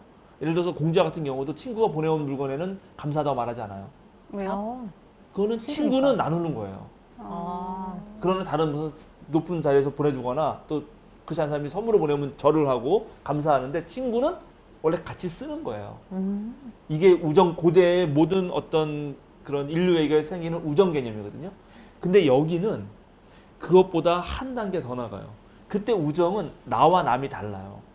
나는 나고 너는 넌데 우리는 친구였다는 거예요. 네네. 근데 여기는 그게 아니고 우리는 한 핏줄이라는 거예요. 이제 믿음의 형제 자매는 한 핏줄이기 때문에 내 동생이 지금 아까 믿음해가지고 그렇지 한 가족 내 동생이 지금 굶는 거라고요.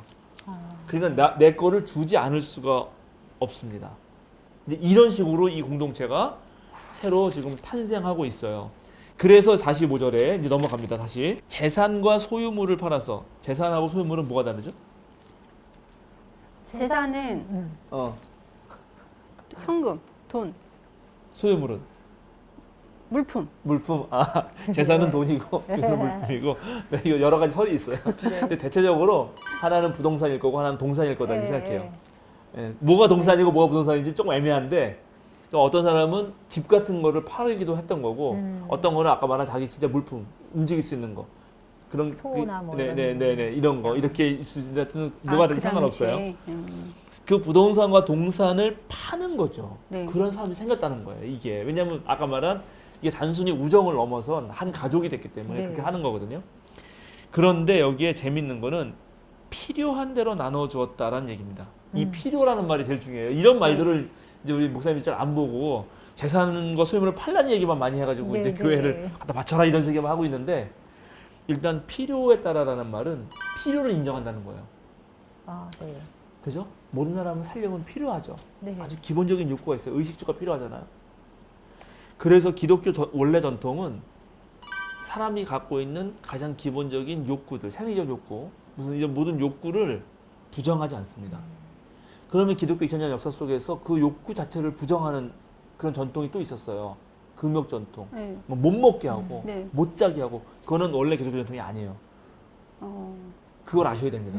되게 네네. 중요합니다. 그러니까 우리는 억지로 막 먹고 싶은데 안 먹고 막 그런 거 원하는 종교가 아니에요.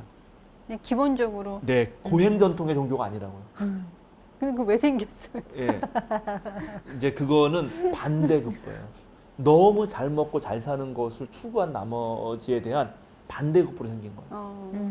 예, 사실 뭐 아니 우리도 그렇지 않아요. 우리도 지금 21세기 자본주의 사회에서 또 한국인들도 부자가 돼가지고 너무 잘 먹잖아요. 너무 고기를 많이 먹지 않나요? 그러면 때때로 나 좀 다이어트 해야 되겠는데 이러면서 또 막 다이어트를 하잖아요. 그러나 평소에 적절하게 잘 먹는 사람, 적절한 양을 잘 먹는 사람은 다이어트를 굳이 할 필요가 없을 수도 있잖아요. 무슨 말인지 아시겠죠? 그러니까 기독교는 원래 있는 욕구를 그대로 잘 인정해 주면서 그거를 충족하도록 한다. 그래서 육체는 필요 없다든지 육체를 억압해야 된다든지 오히려 고통을 줘야 된다든지 고행을 해야 된다든지 이런 거를 말하는 종교는 원래 아니라는 거. 두 번째는 자 그러면 필요에 따라서 나눠준다는 거는 이건 필요한 사람이 있다는 거죠. 네. 일용할 양식이 필요한 사람들 네. 그 사람들이 나눠주려면 이건 반드시 부자가 양보해야 됩니다. 그렇죠. 그러겠어요. 그죠? 네. 이게 무척 중요한 거예요. 음. 부자의 양보 없이 이건 불가능해요. 음. 부자의 양보 없이. 그죠? 그러면 아까 이제 우리 이현정 선생님 말대로 또는 아까 백민님 말대로 여기 다 가난한 사람인데 그럼 어떻게 나눠요? 그 자체가 없잖아요. 네. 그럼 이거는 네. 이 공동체는 뭐라 유지가 안 되죠. 유지 안 돼요. 그리고 계속 어떤 사람이 그 아까 말한 대로 다 팔아서 갖다 바치고 이 사람은 네. 이 사람도 살아? 알거지가 되는 건데 그렇게 살아. 그렇게 해서 유지 안 됩니다. 네. 그러니까 이거는 유지가 안 되는 거예요. 그러니까 계속 누군가 벌어와야 되고 계속적인 부자가 유입돼야 돼요. 그것도 어떤 부자가 자기 것을 양보하는 부자가 유입되지 않으면 이 공동체는 안 돼요. 그러면 여기서 말하는 같이 먹고 같이 살았다라는 의미보다는 함께 나눴다는 의미가 더 강한 거고 버는 사람은 벌어서 그 같은 마음으로 이들에게 나눠주고 뭐 제공하고 이랬다고 봐야 되는 건가요? 그런 거죠. 아. 사실은 그래서 계속 버는 사람이 있고 네. 그 번 것을 많이 버는 거죠. 오늘날도 네. 다 개개인의 능력에 따라서 많이 버는 사람이 있잖아요. 네. 네. 같이 축구를 해도 손흥민이 버는 거하고 그냥 그죠? 국가대표도 못한 사람이 버는 거하고 다르잖아요. 네. 그럼 그렇게 많이 버는 사람이 자발적으로 자기 거를 줘야 되는 입장이 있는 거예요. 그런 사람을 지금 키우는 게 무척 중요합니다. 아. 그게 지금 뭐냐? 자, 사도행전 20장 35절. 이것이 오늘 무척 중요한데 사도행전 20장 35절입니다. 나는 모든 일에서 여러분에게 본을 보였습니다. 이렇게 힘써 일해서 약한 사람을 도와주는 것이 마땅합니다. 그리고 주 예수께서 친히 주는 것이 받는 것보다 더 복이 있다 하신 말씀을 반드시 명심해야 합니다. 자, 여기 네. 이겁니다. 이게 지금 필요한 사람의 걸 보고 그 사람에게 주는 거예요. 이거야말로 1세기를 뒤집어 엎은 겁니다. 왜냐하면 1세기 지금도 마찬가지예요. 지금도 주고받기지 네. 받고 주기 기브 앤 테이크지 네. 기부만 하는 거는 불가능합니다. 사실 인간관계가 세상은 절대로 주기만 하는 것을 용납하지 않아요. 그죠? 그렇지 그래서 제가 않아요? 많이 힘든 것 같아요. 왜? 받기만 주기만 해서요? 예, 주기만 하니까요. 그거 대단한 거예요. 만약에 그러니까 철저하게 상호회적인데 상호회적이라는 게 나쁜 말은 아니죠. 서로 왔다 갔다 하는 네네. 거니까. 그런데 이 공동체의 가장 큰 특징은 주는데 받기를 바라잖아요. 이게 사실은 하나님의 은총의 본질이에요. 받기. 하나님은 조건이 없이 주거든요. 네. 받기를 바라지 않는다는 거예요. 누가? 여기 없는 여기에서 사람들이? 부자가. 아, 부자가? 그렇죠. 그러니까 지금 필요에 따라 나눠줬다가 맞는 거예요. 필요에 따라 그렇죠. 나눠주었다. 네. 이건 부자가 받기를 포기하고 나눠줄 때만 가능하다니까요. 아. 그렇죠. 줄 수 있다는 것만으로도 큰 은혜다라고 생각하지 않을까요? 그렇죠. 그렇게 그러니까 생각했던 받기를 원하지 않고 기대하지 않고 전혀 생각하지 않으면서 줄 수 있는 사람의 등장이라고 하는 것입니다. 이 공동체에서 중요한 거는 가난한 자들만 모여 있어는 안 돼요. 그건 유지가 안 되잖아요. 기본적으로 내가 그 경제학자 이름 까먹었는데 있는 걸 착취하는 것보다 더 나쁜 거는 착취할 것 자체가 없는 것이다. 한 유명한 말 한 사람 있어요. 영국의 경제학자인데 노벨 경제학상 탄 사람이에요. 아예 모든 게 없어지면 그건 끝나는 거예요. 다 죽는 거예요. 그렇죠. 네. 그러니까 착취하는 것보다 더 나쁜 건 착취가 자체도 아예 없어지는 거. 진짜. 그럼 다 죽는 거지. 그렇죠. 넷플릭스에서 고요한 바다가 나오는데 이제 물 부족 현상이 일어나가지고 네. 아예 자체가 없어지거든요. 그러면 네. 다 죽는 거예요. 그런데 어떤 공동체가 살아나가는 때 있는 사람은 받기를 포기하면서 줘야 되는 거거든. 그럼 공동체가 사는 건데 그 사람이 생겼다는 것입니다. 이제 더 놀라운 거. 그러면 이제 필요에 따라 나눠주는데 이 필요라는 거는 사람마다 달라요. 그렇죠. 다르죠. 어떤 사람은 더 많이 필요하고 네. 어떤 사람은 적게 필요해요. 네. 네. 어떤 사람은 많이 가져도 부족하고 어떤 사람은 맞아요. 적게 가져도 네. 만족해요. 네. 기준이 어떻게 돼요? 그리고 필요에 따라서 또 필요도 때와 장소가 또 달라요. 네, 예. 맞아요. 또 필요할 때가 있고 여기는 밑 빠진 독이에요. 자, 내가 왜? 계속 부어도 내가 잠깐 예. 필요하지 않을 때가 있어요. 네. 그래서 이거를 했다는 거거든요. 근데 바로 이제 이것이 과연 가능하겠냐 하는 것이죠. 기준이 없으면 매우 힘들 것 네. 같은데요. 그러니까 지금 사람들의 욕구도 인정하면서 네. 계속 자발적으로 자기 걸 내어주는 부자가 존재하면서 네. 그 다음에 필요가 저보다 다를 텐데 음. 그것도 채워줄 수 있는 공동체가 가능하겠냐. 그러게요. 이제 그렇죠. 첫 번째 우리가 여기서 걸리는 문제는 이게 단순히 필요만 채우는 사람이 아니라 인간은 더 많이 가지려는 소유의 욕망이 네. 있어요. 이걸 포기해야 되고요. 그 다음에 여기에 아까 말한 대로 어떤 사람은 받기만 하고 줄 줄 몰라. 네. 그래서 무임승차자 문제, 네. 프리라이더 문제가 생기죠. 네. 네. 그리고 그러면 계속적으로 재화를 창출해낼 능력자가 필요한데 네. 그게 계속 가능하겠냐. 네. 그리고 이 모든 걸 아까 말한 대로 누가 관리할 것인가. 네. 안 될 것 같은데요? 안 될 것 같아요. 힘들 것 같은데요. 안 되겠죠? 어, 어떻게 생각하세요? 안 될 것 같아요. 된다고 것 생각을 같아요. 해야죠. 자, 그래서 우리가 맨날 초대교회의 어떤 이상향을 말하지만 그리고 실제로 초대교회도 실패하죠. 바로 요 이제 뒤에 가면 또 요약문 아까 우리가 읽었던 4장 32절 그 요약문 모든 걸 내 것이 네네네. 한 마음 한 뜻이 돼서 내 것이 하지 않고 나눠주었다라고 했지만 바로 5장 넘어가면 아나니아와 삽비라가 네. 난 자발적으로 모든 걸 내놓겠다고 말을 해놓고 그리고 일부만 내놓습니다. 네. 근데 그 말을 통해서 모든 사람이 모든 걸 내놓는 건 아니라는 걸 알 수 있어요. 자기가 얼마 약정을 한 거죠. 나는 뭐 100억이 있는데 난 50억만 내놓겠다 이렇게 얘기를 네. 한 거예요. 그럼 50억만 내놓으면 돼요. 그럼 땡큐예요. 네. 그럼 이 공동체 아무 문제가 없는 건데 네. 아나니아 삽비라 가장 큰 문제는 뭐냐면 진정성을 훼손했다는 거예요.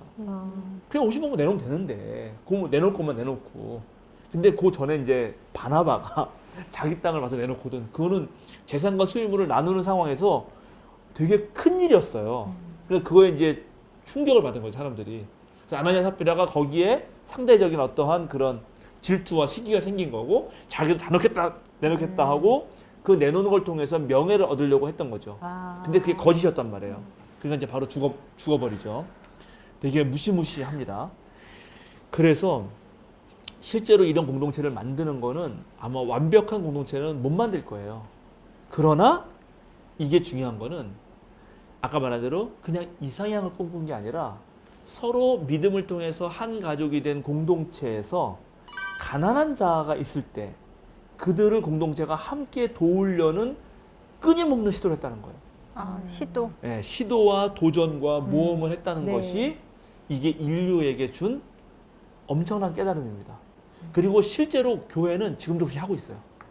세상 사람들이 교회 내부에 늘 맨날 뭐 욕하고 어떨지 모르지만 실제 지금 교회도 이걸 하고 있다니까. 헌금 그렇게 하잖아요. 네. 많은 사람이 돈 많은 사람이 헌금 많이 내요. 네. 그리고 그걸 가지고 더 가난한 우리 내부 교우 돕고 네. 외부에 가난한 사람 돕습니다. 네. 그러니까 교회가 유지되는 이유는 이러한 완벽하진 않더라도 이 원칙을 지금까지 2000년 동안 계속 지키고 있다는 거예요. 그리고 여기에 계속해서 지금도 역시 교인 중에는 받을 걸 기대하지 않고 내놓습니다. 네. 네. 다 그래요. 맞아요. 정말 그래요. 네. 그런 그냥 이게 1년에 한 번 기부금 영수증 끊어주는 걸로 만족하죠. 그렇죠. 예, 그 기부금 영수증도 뭐 이제 어쨌든 세금 때문에 뭐 하긴 해야 되지만 저는 그 영수증조차 바라지 않습니다. 예, 그런 거를 그러니까 중요한 게 아니라 어쨌든 내놓는다는 거죠. 이것이 네. 이 교회의 위대한 점이고 이것이 실제로 믿음과 상관없이라도 이 인류 사회, 인류 역사를 뒤집어 놓은 사건이었다는 것입니다. 이걸 기억해야 돼요. 이거를 우리가. 그냥 여기서 무임승차하는 사람을 욕하지도 말고 그래야죠. 이걸 이용하려고 네, 들어오는 네. 사람이 있었을 것 같아요. 물론 그렇죠. 네, 그러니까 그런 건 다 그냥 배제하고 그러니까요. 그냥 이런 시도가 있었다는 거를. 근데 자. 그걸 통해서 음. 정말 필요한 사람들, 다수의 필요한 사람들이 그 혜택을 입었다는 것만으로도 다 절반의 성공은 아닐까요? 그러니까 이제 보세요. 자, 다시 보세요. 이제 어, 이게 이거야. 가족이었잖아요. 네. 아까 말한 형제의 우정이 아니라 네. 가족이라는 말이에요. 그리고 아까 우정은 아까 말한 나와 남이 있고 정확하게 기본 테이크가 있는 거예요. 친구니까 내가 내 것을 쓰듯이 너도 내 것을 쓴다 이거거든요. 근데 가족이라서 자 가족입니다. 난 아빠잖아요. 돈은 내가 벌어와요 지금. 네. 네. 물론 내 아들 요즘에 벌고 있는데. 네. 근데 우리 애들은 마음껏 쓰잖아요. 네. 네. 좋죠. 그렇죠. 그거에 대해서 네. 아무런 내가 무슨 억가심정이 생긴다거나 서운하거나 그렇지 않아요. 더 못해줘서 더 해주고 싶지. 네. 그게 생겼다는 거예요. 아버지의 마음은 그래도 형제끼리의 마음은 좀 덜 그러지 이제 않아요? 그래서 그러니까 이제 네. 이런 네. 거를 고민해 보자고요. 네. 우리 애들은 무임승차했잖아요. 그렇죠. 그래도 전혀 괜찮다고요. 네. 어떻게 그게 가능할 것이냐 네. 하는 것입니다. 그리고 이제 그것이 이 사람들이 그래서 그다음에 46절에 보면 날마다 성전에 열심히 모여요. 네. 그리고 집집이 돌아갑니다. 이 두 가지가 같이 나와요. 이제 성전과 집이라고 하는 이 모티프가 나옵니다. 성전에 모일 수가 있어요? 이 사람들이? 모이죠. 회당? 다 왠지 다 유대인들이었잖아요. 네. 그 유대인들이 성전에 가서 예루살렘은 성전이 가까우니까 그 기도 시간이 있고 그 남자들의 뜰, 이방인의 뜰 다 뜰이 있어서 네. 거기 가서 기도하는 거예요. 거기서 맨날 모였던 거죠. 아, 네. 그러면 이제 그럼요. 궁금한 게 여기에 3,000명은 성전을 안 갈 거라고 생각을 했거든요. 그러니까 아. 본인들의 다른 어떤 조직, 종교라고요. 아직 종교까지는 아니겠지만 어떤 조직을 만들었기 때문에 성전에는 안 갈 거라고 생각을 했어요. 물론 이 3,000명 중에 이방인이 있다면 안 갈 수도 있죠. 예, 이방인들은 원래 뭐 기독교랑 유대교랑 상관없으니까. 네. 그러나 이방인 중에서도 유대교에 관심 있는 사람들이 있었어요. 네. 하나님을 경외하는 자, 하나님을 공경하는 자라고 불립니다. 이 사도행전에서 그 사람들은 이방인의 뜻까지 가요. 네. 왜냐하면 유대인들의 그 신앙이 워낙 독특했어요. 다신론 사회에서 이신저신 믿는 게 일반적이었는데 네. 그러면 보통 그런 식의 신앙 형태는 자기가 중심적이 됩니다. 왜냐하면 왜 이신저신 섬기는 거예요? 왜 우리가 보험을 여러 개 들죠? 요 보험 못 믿겠거든. 네. 그래서 나의 안정과 재산 증식을 위해서 여러 개를 들어놓는 거예요. 네. 투자는 원래 그렇게 하는 거거든. 네. 그런 식으로 신을 섬기던 사회에서 절대적인 하나님을 놓고 하나님의 윤리적인 어떤 요구에 내가 따르겠다 하는 거는 고대인들에게 존경심을 자아냈어요. 그래서 이방인들도 유대인들을 보면서 나도 저런 사람이 되고 싶은데 하는 사람들이 있었고 그런 사람들은 이방인의 뜰에 가서 성전에서 뭐 예배도 하고 그런 걸 보기도 했습니다. 그러니까 여기는 기본적으로 3,000명 중에 유대인들이 많았을 거고 예루살렘 거주자들이었기 때문에 이들은 아직까지는 유대인들이에요. 지난번에 제가 말했듯이. 그러니까 이들 맨날 가는 거죠. 그리고 이걸 보여주면서 또 누가복음서는 우리 기독교가 유대교와 아주 긴밀한 전통 속에 있다는 것도 보여줘요. 그러나 이제 결국은 유대교 성전이 멸망하고, 그죠? 네. 돌 위에 돌아남지 않고 거기 들어갈 수 없을 때 어떻게 되느냐? 집집이 돌아가죠. 아. 근데 이게 가져온 놀라운 변화는 뭐냐면 또 중요한데, 자, 예루살렘 성전을 중심으로 했던 거는 신앙생활입니다. 네. 그런데 이제 집이라고 하는 사적 공간이 네. 종교가 된다는 거는 생활신앙이 되는 거예요. 아. 무슨 말인지 네. 아시겠죠? 네, 네. 일주일에 한 번 교회에 나와서 드리는 예배가 아니라 네. 내가 매일매일 살아가는 일상생활에서 내 집에서조차 늘 하나님 만나는 삶으로 바뀌어간다. 이거를 지금 사도행전 요 짧은 구절에서 얘기를 하고 있다. 그러면은 내 집도 공개가 된다. 그렇죠. 그러니까 다 내 집에 다른 이렇게 예. 같이 사귀는 사람들이 온다. 맞습니다. 어. 이게 된 겁니다. 이게 이제 바꾼 거예요. 이게 로마를 바꾼 거예요. 이게 어느 있는 교회가 만약 이렇게 되면은 그거는 딱 억압하기 쉬운데 이게 집집에 돌아가서 지네끼리 모이면 이걸 막을 수가 없죠. 그리고 거기가 자기 집도 언제든 오픈하는 사람들이 생긴 거고 거기서 언제든 모여서 사도의 가르침에 듣고 기도하고 밥 먹고 저는 이게 앞으로 코로나 시대의 교회도 이것만이 살 거라고 생각합니다. 그래서 앞으로 그렇게 목회하려고 하는데 아주 작은 소공동체들이 정말 가족같이 지내는 거예요. 아까 저 아기자기하다고 우리 네. 시작하기 전에 이런 얘기 했지만 예, 그거입니다. 아, 그래서 결국 이제 시간이 좀 지나가서 이제 마쳐야 될 것 같은데 요 구조를 통해서 왜 세상 사람들이 이들에게 호감을 사게 되냐면 결국 하나님의 성령에 충만한 사람들이 한 거는 결과적으로는 두 가지밖에 없는 거예요. 뭐냐? 서로 다 소통해요. 네. 다 통하는 거야. 이제 막 가족같이 자기의 속마음 다 얘기할 수 있고 그렇게 된 거잖아요. 네. 이게 실제로 자기의 속마음 얘기하기 쉽지 않거든. 우리 교회에서 이제 그런 소모임 되게 많이 하는데 그때 꼭 생활 나눔 해요. 삶 나눔, 쉐어 오브 라이프라고 하는 카드 같은 걸 놓고 막 얘기를 하는데 그러면 자기 얘기할 때 막 울어. 왜 우냐 그러면 이렇게 자기 얘기를 본격적으로 할 수 있는 데가 별로 없다는 거예요. 맞죠? 그러니까 첫 번째 성령의 충만함으로 가득한 첫 번째 표징은 정말 속 터놓고 얘기할 수 있다는 거예요. 하나는. 또 하나는 받을 걸 기대하지 않고 나눈다는 거예요. 이 두 가지가 결과야 지금. 가만 보면. 그럼 오늘날 교회의 표징이 뭐냐? 그러면 진짜 너희 공동체. 꼭 교회라고 우리 안 불러줬습니다. 그럼 너의 정말 신앙 공동체 뭐가 됐든 그거 너희 뭐니? 아 우리는 속 터놓고 얘기할 수 있고 우리는 받을 걸 기대하지 않고 줄 수 있어. 그럼 거기 가고 싶지 않아요? 그렇게 할 수 있는 공동체? 별로 아니 마음이 가고 싶지 않아요? 몰라요. 아니. 하여튼간. 속 터놓을 수 있는 그렇죠. 뭐 굳이 속을 털어야 돼? 네, 그런 약간- 느낌. 뭐 그럴 수도 있어요. 네. 물론 그럴 수도 있는데 하여튼 여기는 이랬고 네. 바로 이런 공동체가 지금 생성되고 있었고 보여졌기 때문에 그것이 사람들에게 호감을 산 거고 네.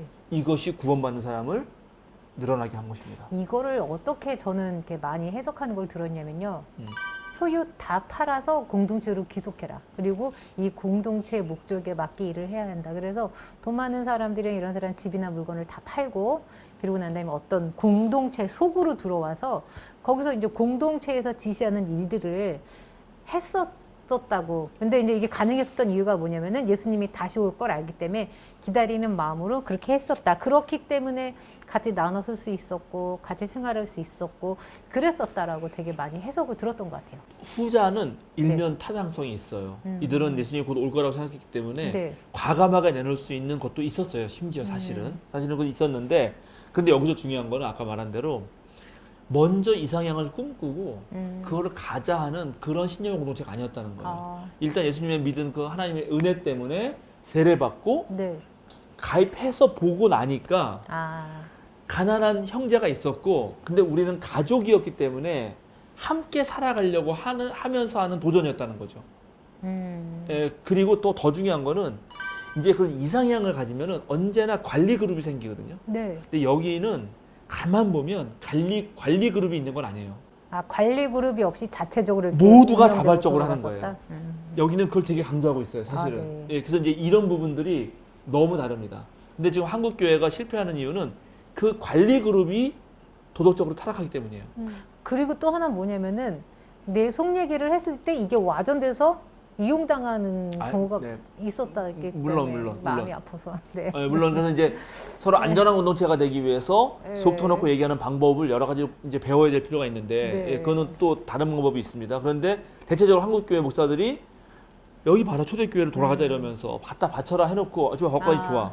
그러면 그걸 가지고 어떻게 쓰느냐가 문제인데 그 어떻게 쓰느냐에서 정말 필요에 따라 나눠준 것인지 아니면 왜곡돼서 또는 누구 소수의 배를 채운 것인지 이건 또 다른 문제잖아요. 여기는 그렇지 않았다는 거죠. 근데 이제 우리가 기억해 보자고 하는 거는 제가 초반에 참된 교회의 표지가 뭐냐라고 물었을 때 다시 얘기해 보자는 거죠. 우리가 예수님의 뜻이나 네. 하나님의 말씀을 사도들의 가르침에 몰두해서 재해석해 낸다면 그러한 것 안에서 우리가 충분히 다 터놓고 얘기할 수 있어야 된다는 거고, 그리고 어떻게 받기를 기대하지 않으면서도 나눠주면서도 그게 기쁨이 되고 하나님께 찬양이 되고 한 가족이 어떤 누구가 필요할 때 그 필요가 채워주는 그런 일이 벌어지겠는가. 그리고 그거를 끊임없이 시도하는 것이 교회다 하는 것입니다. 일단 외부 나가기 전에 일단 내부로부터 내부 네. 좀 얘기하는 겁니다. 자, 일단 이 정도로 마쳐야겠는데요. 네. 시간이 네. 벌써 또 많이 오늘도 1시간 지나갔네요. 훌쩍 넘어갔네요. 네. 한마디씩 이제 하시고. 네. 네. 어렵네요. 교회가.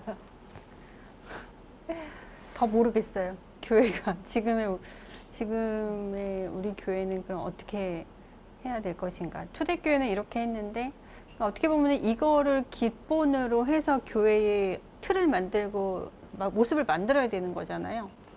그렇죠. 지금 사도행전의 조언에 따르면 네. 그럼 우리 교회를 나름대로 이렇게 뭔가 이렇게 좀 기준을 세워서 우리 교회가 어디만큼 왔나 이렇게 보면 첫 번째 우리 교인들끼리 얼마나 서로 예수님의 가르침, 성경의 가르침 안에서 소통하고 있나. 그래서 그것이 실제적으로 드러나는 결과로서 우리 공동체 내부에 어떤 필요한 사람이 있을 경우에 그것이 얼마나 자연스럽게 나누어지나 이거를 보면 어떠냐 하는 거죠. 근데 이제 나눔에 대해서 이제 잠깐 생각을 했는데 요즘에는 나누면, 그러니까 저는 그냥 선의로 뭔가를 베풀었을, 그러니까 베푼다기보다는 선의로 나누었을 때 받는 사람 입장에서 그걸 기쁘게 받아주면 서로 좋죠. 기쁘고 기운데 그렇지 않은 경우가 있더라고요. 그러니까 제가 나누는 그 이제 상대방 쪽에서 또 이제 상황은 이해하겠어요. 뭐 자존심이라든가 뭐 그런 상황, 뭐 개인적인 상황 때문에 오히려 제가 열을 주면 15을 되려 이렇게 주는 경우가, 받는 경우가 생기더라고요. 근데 그랬을 때 처음에는 뭐 좀 이해가 안 됐어요. 왜 그럴까? 근데 이제 이거를 기쁘게 받을 수 없는 상황이 있구나. 나는 선의로 좋은 마음으로 뭔가를 나누었지만 받는 쪽에서는 그렇지 않을 수 있겠구나. 근데 그런 경험을 좀 몇 번 했어요. 그러고 나서 생각을 해보니까 나 혼자서 뭔가 나눈다고 해서 그게 다 좋은 것도 아니고 받는 사람 입장을 좀 생각을 해봐야겠다. 이제 이런 생각도 하면서 또 강팍해. 그러니까 사회가 좀 어려워서 그런가? 개인사들이 조금 다 힘들어서 그런가? 좀 이렇게 여러 가지 생각이 좀 들더라고요. 아까 이제 나눔에 대해서 또 말씀해 주실 때. 그러니까 나 혼자 좋다고 해서 나눔이 상대방은 안 그럴 수도 있는 이제 그런 상황이 또 있잖아요. 또 그런 상황이 또 만들어진 그런 배경들 생각을 해봤습니다. 네, 42절 말씀처럼 그 교회의 성도분들 마찬가지지만 교회를 구성하고 있는 모든 사람들이 이 말씀 가지고 다시 한번 속 터놓고 얘기해 볼 수 있는 시간도 필요할 것 같다 생각했어요. 왜냐하면 교회에 오다 보면 교역자는 교역자대로, 아니면 봉사하시는 분들은 또 각 직분별로 일사불란하게 사실 움직이잖아요. 그 가운데서 그냥 일에 치우쳐서 그렇게 시간의 흐름에 따라 그냥 가는 경우가 왕왕 있을 수 있는데, 요 42절 말씀을 가지고 우리 교회가 이 말씀을 비추어서 제대로 교회의 어떤 순기능으로 뭔가를 하고 있는지에 대한 좀 질문을 던져보면 다시금 뭐가 일이 잘못되고 있는지 잘 되고 있는지에 대한 서로의 피드백들이 주고받을 수 있는 그런 시간도 되지 않을까라는 생각을 좀 하게 됐습니다. 저는 들으면서 그렇게 무턱대고 다 공동생활을 한 건 아니었었구나라는 걸 하나 깨달았고, 두 번째는 너무 좋잖아요. 이 모습이 너무 좋잖아요. 필요한 사람이 있어도 나눠줬었고 알다 보니 서로 얘기를 했었던 건데, 요즘 세상이 너무 강박하구나. 요즘에는 솔직히 제가 이제 여기 말고 다른 데 가서 이제 얘기를 할 때 보면 어떻게 얘기를 하냐면, 교회에서 속 얘기 커놓고 얘기하면 안 돼요를 말하거든요. 팁으로. 왜냐면은 사람이 다 내 맘 같지 않고 판단하는 사람이 있기 때문에 그 사람이 어떤지, 그리고 상황이 안 되면은 내가 얘기했던 나의 약점들을 돌고서 도울 수가 있기 때문에, 이게 요즘 교회 현실이 이렇구나라는 것 때문에 마음이 좀 아팠습니다. 네. 예, 진정한 소통을 네. 하려면 근본 신뢰가 필요한데, 그러니까요. 예, 근본 신뢰가 어떻게 이루어지는지, 예, 그런 것이 교회에서조차 못 이루어진다면 교회가 참. 아까 말한 현실이 그렇다는 거죠. 네. 자, 근데 제가 이제 오늘 하면서 아주 실제적으로 이런 걸 어떻게 가능하게 하냐 하는 문제는 아주 세밀하게 또 다른 조건들이 필요하고 훈련이 필요해요. 그건 할 수 있다고 생각하는데, 제가 좀 더 주목하는 거는 이렇게 했던 이 공동체가 당시에 사회에 충격을 줬다는 거예요. 당시에는 다 기브 앤 테이크였기 때문에. 네. 근데 오늘날도요. 자, 오늘 자본주의 시스템에서 실제로 많은 사람들이 보험에 듭니다. 보험에 들어요. 근데 가만 보험의 시스템을 잘 따져보면은 그거는 보험 회사만 돈 버는 구조예요. 그렇대요. 보험 판매원도 돈을 못 벌고요. 네. 보험 판매원도, 보험을 든 사람도 마치 돈을 버는 것처럼 생각하지만, 왜냐면 실제 아프면 도움을 받으니까. 네. 그래서 그 시스템을 실제로 교회가 하는 데가 있거든요. 그 사보험을 다 깨고 교회가 돈을 모았어요. 그래서 그걸 교회가 운영했어. 훨씬 잘 돼. 근데 여기서도 문제가 근본 신뢰예요. 그쵸. 예, 이거 누가 먹고 튀진 않을까? 네. 뭐 이런, 이제 그러니까 무슨 말이냐면, 실제로 이들이 제시하고 도전해봤던 것이 가치가 있다는 거죠. 예, 어떠한 지금 돈으로만 모든 것이 평가되는 사회에 충격을 주고 균열을 내고 다르게 살 수 있음을 보여줬다는 거예요. 교회는 그래야 되지 않는가? 그래야지 교회가 하늘에 성령이 내려와서 생긴 공동체라고 할 수 있는 것이지. 네. 세상과 똑같이, 야, 딴 데서도 너 말하면, 교회 가서도 너 말하면 안 돼. 그럼 이게 뭐가 다른가? 그러니까요. 여기 오면 얼마든지 말해도 돼. 안전해. 이렇게 말할 수 있어야 하늘 공동체라고 해야 되는 거 아닌가? 맞습니다. 이런 생각하면서 하여튼간 우리 모든 시청자들, 네. 또 저도 마찬가지예요. 우리 교회가 조금 더 그런 모습이 닮아갈 수 있도록 도전도 해보고 시도도 해보면 좋겠다 네. 생각합니다. 기도하고 마칠까요? 네. 주님 감사합니다. 첫 교회의 어떤 모습들을 살펴봅니다. 완벽하게 될까 안 될까를 미리 고민하기보다는 이런 시도들을 했던 그런 믿음의 그리스도인들을 다시 한번 생각해보고, 오늘 우리의 믿음을 점검하면서 정말 참된 소통과 나눔이 이루어질 수 있게 하시고, 주고받기에 매몰되는 것이 아니라 정말 하나님의 무조건적인 은총처럼 어떤 조건도 내걸지 않고 우리가 사랑하는 그런 저희가 될 수 있도록 주여 도와주옵소서. 특별히 낮은 곳으로 내려오신 우리 예수님의 성탄을 생각하면서 그런 절기를 보내면서 우리가 더 내 욕심을 비워내고 덜어내고 더 나눌 수 있는 그런 사람으로 거듭 나게 하여 주시옵소서. 감사드리며 예수님의 이름으로 기도드립니다. 아멘. 아멘.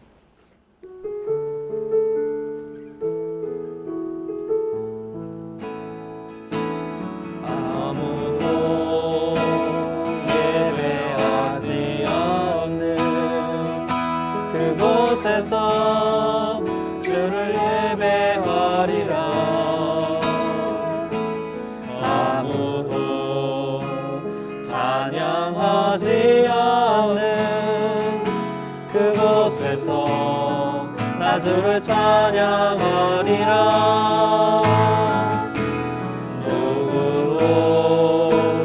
헌신하지 않는 그곳에서 주께 헌신하리라.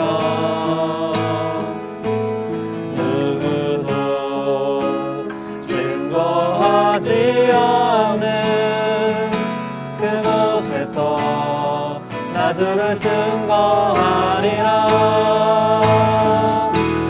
내가 받는 모든 땅 주를 예배하게 하소서. 주의 보혈로 덮어지게 하소서.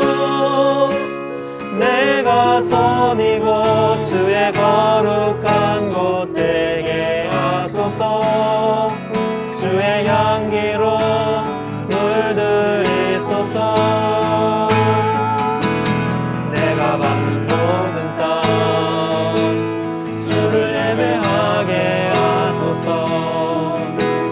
복